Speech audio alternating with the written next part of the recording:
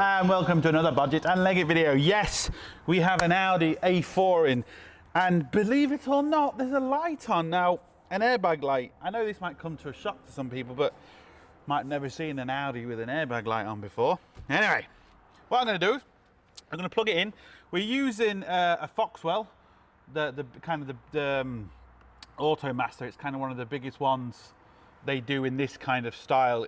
For the price points of this, it is unbelievable. It really does show a lot. So we're just going to go to scan, not OBD2. We're going to go direct to the manufacturer. Go scan, Europe, and then Audi. So I'm just kind of showing you don't need the really big kind of, big lab scope snap-on machines to do diagnostics. They do have their own advantages using one of them, but for something like this we don't need it. So systems, and then we can do a few different types. Hope you can see that. Quick scan, auto scan all, auto scan common, and I'm going to just go down to control units. Don't know if you can see that, and go down to common, and then go to airbag.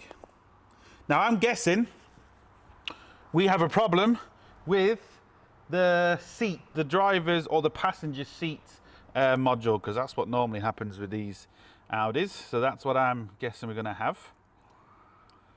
Read codes, enter. Typical, as soon as I say it, we don't have that problem at all. We have a crash sensor for front airbag, passenger side, G284 open circuit, which is 01739. Now, I just put that to camera so you can see. So essentially, it's telling us the code is 0179. Sorry, 01739. And then we have another code at G284, which actually goes to the sensor. It's saying front crash sensor, passenger side. So essentially, we have obviously got a problem with the front sensor. We have one on the left and one on the right, depending on how you crash. So it's saying we've got a problem with the passenger side one, so the left-hand side one or the near side one, however you want to call it.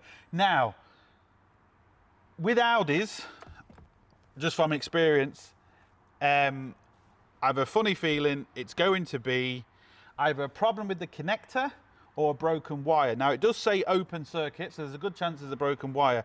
What normally happens with Audis, I don't know why, I don't know if it's just cheap plastic they use, or I'm not sure, but especially with the seats anyway, there's connections underneath the seats which plugs the seat into the computer, and them connectors for some reason internally break. Now they look fine, but internally they break. So what the best thing to do is with the seats is you just cut out the connector and you join the wires up with well, there's loads of ways of joining them, whichever one you want to join.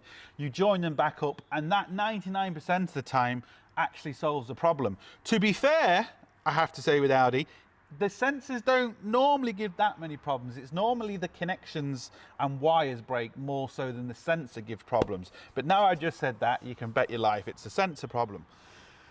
I was expecting it to be a seat problem, but it's not.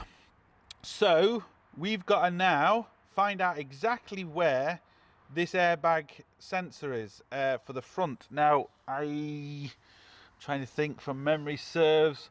I think some of them you have to take the front bumper off. Some of them you don't. I know some cars you do, some cars you don't. But anyway, we'll have a look. We'll pop the bonnet and we'll have a go-see. Right, I've managed to find it. Lucky enough, we don't have to take the bumper off. I don't know if you can see this yellow connection here where my fingers is, and this here next to the radiator pipe. So this grey and black box, that's the crash sensor, and this is our connection.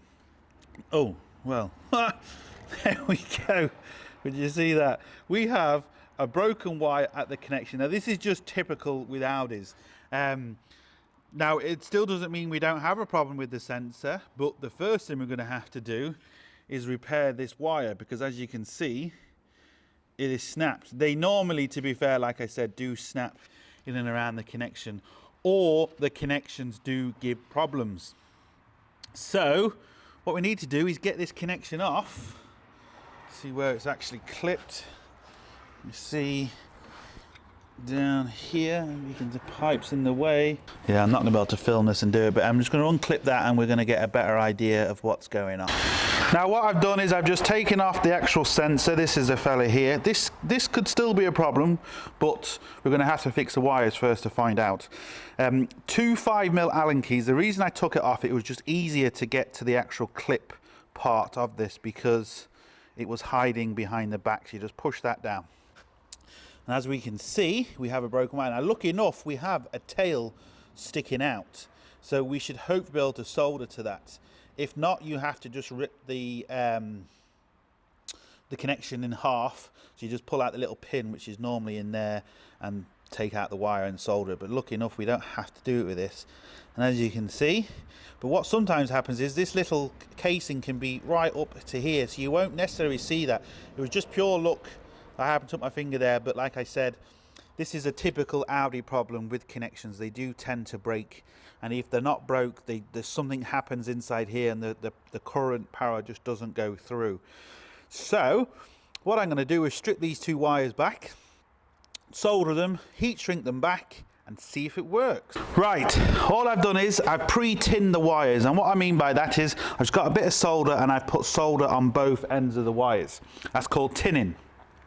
Some people get both wires together, wrap them together and then solder them. It's the wrong way. Don't care what anyone says, it is the wrong way. I'm telling you now, the best thing to do is tin both wires, put them together, put the soldering iron across, and that's it, which I'm going to show you now. You can see that. And don't forget your heat shrink. I personally have never forgot to put heat shrink on before I've soldered the wires. Never. Only about every single time I've ever done it. Anyway, so what I'm going to do now is, hopefully you can see this, it's going to be quite difficult. I'm just going to get the wires close together like that, get my soldering iron, touch them off one another, and sorted. Now I should really be using, I've got a little thing to hold this, which does make life a lot easier. But we should get away with this. So just hold it there. Get me soldering gun. Stay there, you little git. I just burnt myself. There we go.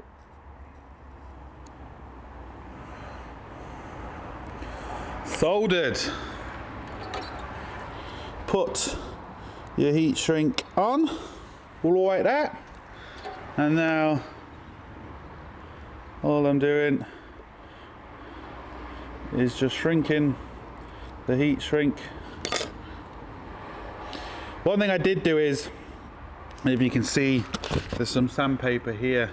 The connections had, especially the one here, because I couldn't cut it back any further, it was all kind of had black and gone kind of bad, so I just sanded down the wire strands because otherwise the solder won't stick, and even if you do manage to get the solder to stick, you're only causing yourself problems because you're not going to get a proper connection. And that's it. Now fixed. Well, I say fixed, the connection's fixed. It doesn't mean that we have fixed the problem. So before I put everything back, I'm just going to shove this back on. There we go. I'm going to get back in the car now and see if the light's gone off. Now the light might automatically go off if we fix the problem, or we might have to reset the fault and then see if it comes on. I won't know, but we're going to check that now. So let's go back to the car. So I'm just going to turn the ignition on.